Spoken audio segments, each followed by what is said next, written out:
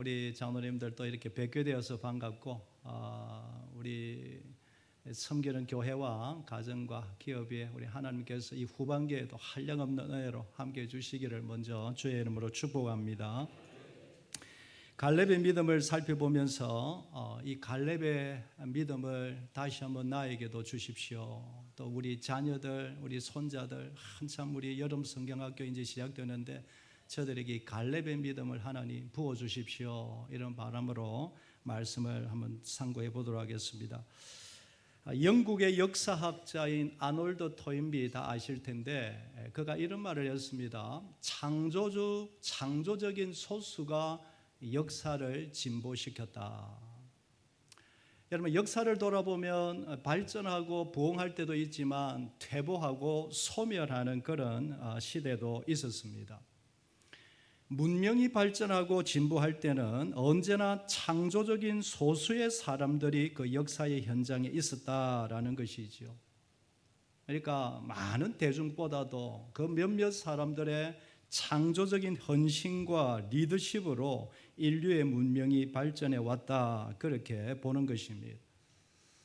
여러분, 그 말을 반대로 하면 인류의 역사의 퇴보는 형편없는 몇몇 사람들의 횡포와 굴림으로 역사가 쇠퇴해갔다, 또 이렇게 진단할 수도 있겠죠. 성경을 보면 이스라엘 역사에서도 이런 영적인 창조적 소수가 등장하는데 우리가 너무 사랑하고 좋아하는 여호수아와 갈렙입니다. 오늘 14장 내용을 보면 우리가 아는 대로 10명의 정탐꾼들이 거짓 불신앙의 복으로 인해 온 백성들의 마음이 흔들리죠. 왜 우리를 광야에서 죽게 만드느냐. 밤새도록 저들이 하나님과 모세를 원망했다, 그렇게 기록합니다. 결국 200만 300만 되는 그 백성들이 모두가 애굽으로 돌아가자라고 지금 여론이 막 한참 들끓고 있는 중입니다. 여러분, 이때 우리가 아는 대로 여호수아와 갈렙이 자기 옷을 찢으며 백성들에게 다가가죠. 아니다, 큰 소리도 아니다. 하나님을 거역하지 마라. 하나님을 배반하지 마라. 하나님이 기뻐하시면 얼마든지 저 땅 차지할 수 있다 외치는 것입니다. 여러분, 자세한 기록은 없지만 상상을 해보면 그 여호수아와 갈렙이 옷을 찢으면서 아마 뛰쳐다니지 않았을까요? 아니다, 하나님 제발 거역하지 마라. 이 두 사람의 생명건 헌신 때문에 이스라엘 역사가 퇴보하지 아니하고 앞으로 전진할 수 있었던 것입니다. 이게 바로 14장의 내용이죠. 그런데 이 14장 내용을 오늘 본문을 비롯해서 가만히 살펴보면 여호수아와 갈렙의 이름이 순서가 바뀌는 특이한 장면이 나옵니다. 여러분, 6절과 30절을 좀 대조해 보면요, 6절에는 눈의 아들 여호수아 그리고 여분네의 아들 갈렙이 자기의 옷을 찢고, 여호수아가 먼저 등장을 하죠. 그런데 30절을 보면 여분네의 아들 갈렙과 눈의 아들 여호수아 이름이 순서가 바뀌어서 나옵니다. 그리고 24절을 보면 갈렙 이름만 언급되어 나오는 기록이 나옵니다. 24절을 볼까요? 그러나 내 종 갈렙은 그 마음이 그들과 달라서 나를 온전히 따라선 저. 갈렙 이름만 등장을 합니다. 똑같이 여러분 같이 행동하지 않았습니까? 내 종 갈렙은 그 마음이 그들과 달라서. 저는 이 갈렙에게 주시는 하나님의 특별한 칭찬이라고 제 마음에 여겨집니다. 갈렙 한 사람을 이 본문에는, 이 구절에는 지목하여 그를 칭찬을 하시는 것입니다. 여러분, 우리가 잘 아는 갈렙이지만 갈렙은 과연 어떤 사람일까요? 무엇이 달라서 이 갈렙 한 사람만을 지목하여 하나님이 이런 칭찬, 이런 관심을 받고 있을까라는 것입니다. 오늘 이 갈렙에 대해서 좀 살펴보면서 우리 자신들의 믿음을 점검하고 또 교훈을 받기를 원합니다. 첫째로 이 갈렙은 믿음의 사람이었습니다. 여러분, 이 여호수아는 우리가 이미 모세의 후계자로 지목된 것을 알고 있습니다. 그는 이미 특별한 위치에 있는 후계자입니다. 그러나 갈렙은 그의 평범한 유다 지파의 한 두령에 지나지 않습니다. 수많은 그런 믿음의 사람들이 갈렙 아니고도 많이 있었을 것입니다. 그런데 이런 평범한 사람이 이렇게 역사의 전면에 등장을 하고 하나님의 칭찬까지 지목하여 받는 것을 보면 그에게 특별한 믿음이 있었기 때문이다라고 보는 것입니다. 여호수아서에 가보면 갈렙의 집안에 대해서 소개가 나오는데 14장에 가보면 이렇게 소개합니다. 여호수아가 여분네의 아들 갈렙을 위하여 축복하고, 후계자니까 여호수아가 갈렙을 축복합니다. 헤브론을 그에게 주어 기업을 삼게 하며 헤브론이 그니스 사람 여분네의 아들 갈렙의 기업이 되어, 그니스 사람 여분네의 아들 갈렙의 기업이 되어. 여러분, 갈렙을 그니스 사람이라고 소개합니다. 여러분, 그니스 사람은 에돔 족속의 족장인 그나스의 후손들입니다. 그러니까 이스라엘 어떤 정실 사람이 아니고 갈렙은 이방인이었다라는 사실입니다. 이런 이방 족속의 후손이 성경 역사의 전면에 나타나고 또 유다 지파의 대표까지 하고 하나님의 기억이 남는 사람이 되어서 여호수아와 함께 가나안에까지 들어가게 된 것입니다. 그 이유는 다름 아닌 갈렙의 믿음 때문인 줄 믿습니다. 오직 갈렙의 믿음 하나 때문입니다. 하나님이 눈여겨보시는 사람은 그의 출생도 아니고 지위도 아니고 물질도 권세도 아닙니다. 3,500년 전이나 2,000년 전이나 1,000년 전이나 지금도 동일한 하나님의 영적인 원리입니다. 하나님이 가장 눈여겨보시는 것은 하나님을 향한 믿음인 줄 믿습니다. 갈렙은 하나님을 사랑하는 그 믿음 때문에 이렇게 14장에, 특별히 24절에 이렇게 기록이 되어 있는 것이 아닐까요? 여러분, 이 본문을 14장, 특별히 이 본문을 계속 30절까지 묵상을 해보면 하나님이 독자들에게 또 저에게, 여러분들에게 질문을 하시는 듯 합니다.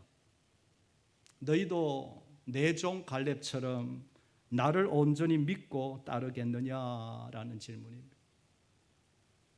갈렙처럼 하나님을 진정으로 사랑하고 오직 나만 하나님만 의지하겠느냐라는 것이, 이 질문을 지금도 우리에게 하시고 있는 것이죠. 이 땅에서 사람의 신분이 상승하는 방법은 몇 가지가 있는 것 같습니다.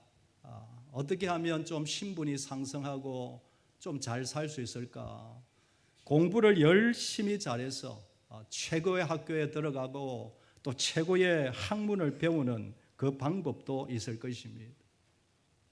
또는 최고의 기업이나 좋은 직장에 들어가서 자신의 입지를 높여가며 출세하는 것, 그런 방법도 있겠지요.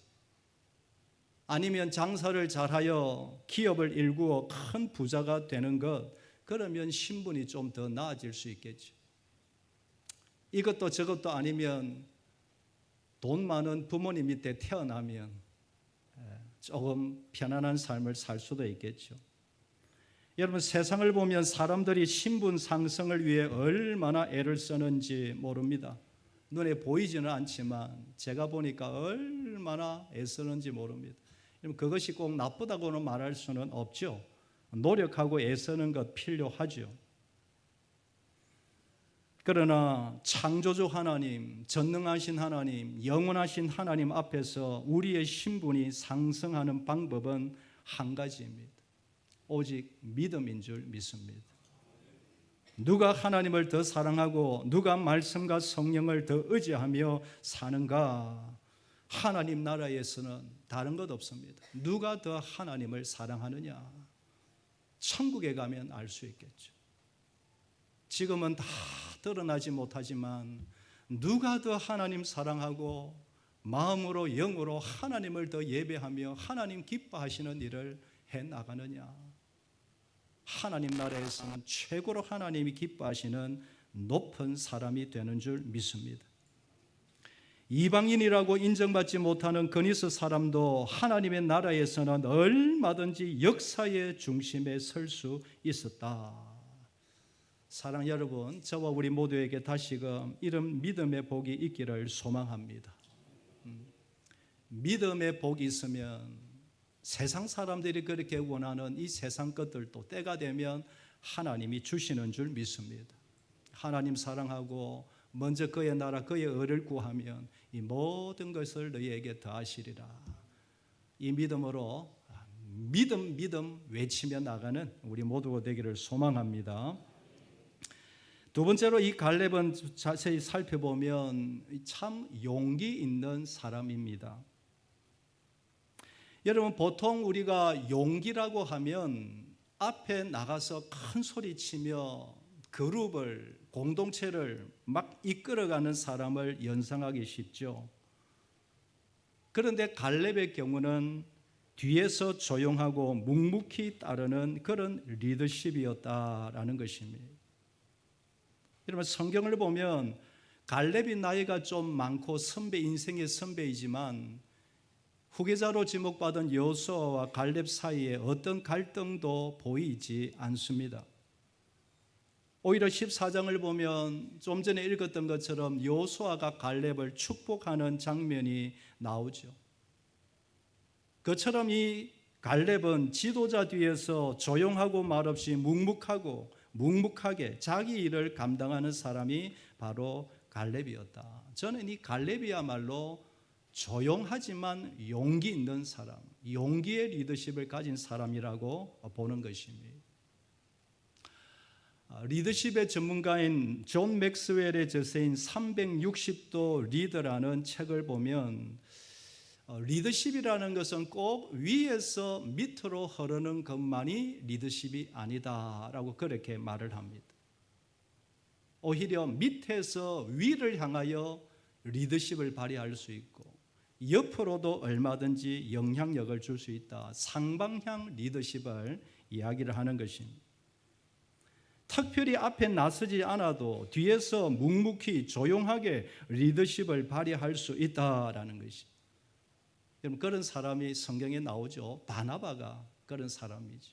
잠시 나왔다가 사도 바울이 올라오자 역사의 뒤안길로 조용히 사라지지 않습니까? 아론과 훌이 그런 리더십이고 요나단 얼마나 귀한 다윗의 위로자였는지 모릅니다. 주연이 아니고 조연이지만 정말 하나님이 기뻐하는 사람들이 성경에 많이 나오는 것입니다. 어떤 일에도 쉽게 불평하거나 흔들리지 아니하고 묵묵히 섬기는 사람, 남이 뭐라 하든지 하나님의 나라와 교회, 공동체를 위해서 말없이 헌신하는 사람, 갈렙이 바로 그런 사람이었다.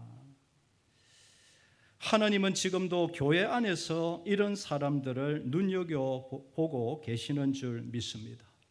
여러분, 사람들은 보통 저도 마찬가지겠지만 주목받기를 원하고 인정받기를 원하는 것이 인지상정입니다. 그러나 자신의 이름이 높임을 받지 않아도 주목을 받지 않아도 교회 공동체가 잘 된다면 어떤 일도 뒤에서 묵묵하게 조용히 감당하는 사람, 저는 그런 사람이 진짜 용기 있는 사람이다. 갈렙과 같이 조용하면서 선한 영향력을 가진 사람, 하나님의 나라, 특별히 교회 안에서 그런 사람이 중요하고 하나님도 그런 사람들을 찾으시고 기뻐하시는 줄 믿습니다. 사랑하는 여러분, 특별히 우리 장로님 여러분들, 조용하고 묵묵하지만 하나님의 일을 끝까지 감당하는 용기 있는 주의 종들이 다 되시기를 주의 이름으로 축복합니다.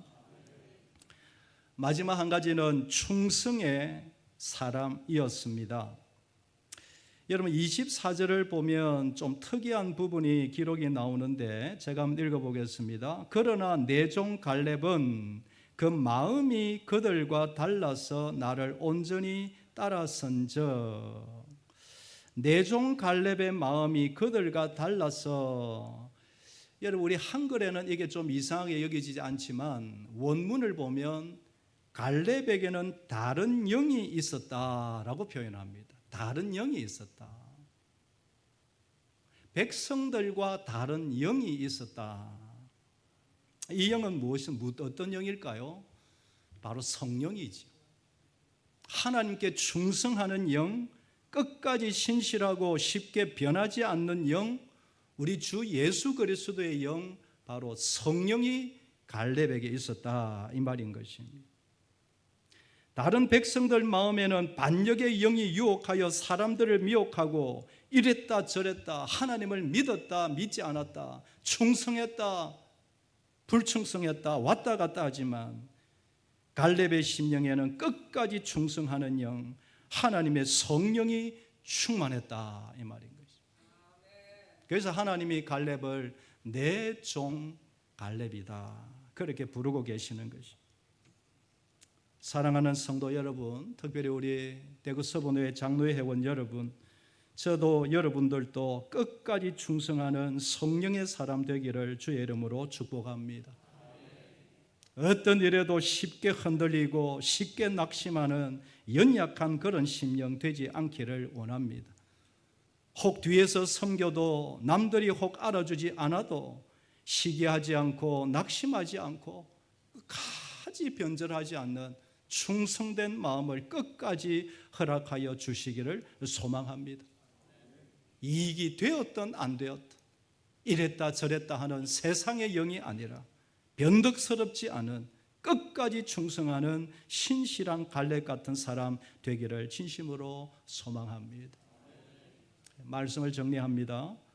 갈렙은 누구보다도 하나님을 너무너무 사랑한 믿음의 사람이었다.